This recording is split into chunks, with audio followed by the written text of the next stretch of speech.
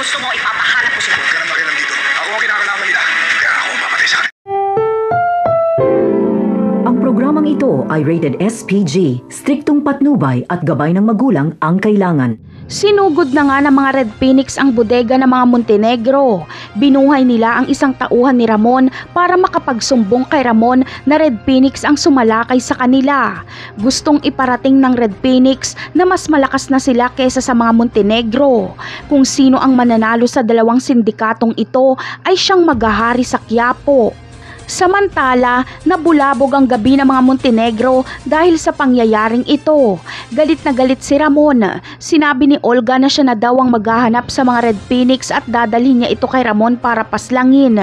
Pero hindi pumayag si Ramon dahil siya daw umano ang pinuntirya ng Red Phoenix, kaya siya ang maghahanap at papaslang sa mga ito.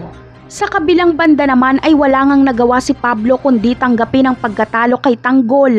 Pero hindi ibig sabihin nito ay isusuko niya na rin si Bubbles. Itutuloy ni Pablo ang panliligaw kay Bubbles. Patuloy namang magpapaligaw si Bubbles para papagselosin si Tanggol. Kaibigan pa rin kasi ang turing sa kanya ni Tanggol.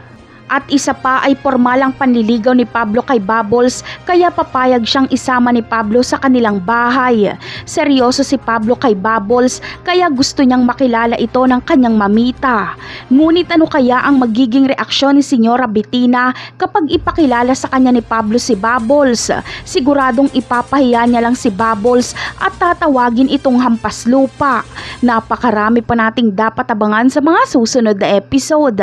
Paalam!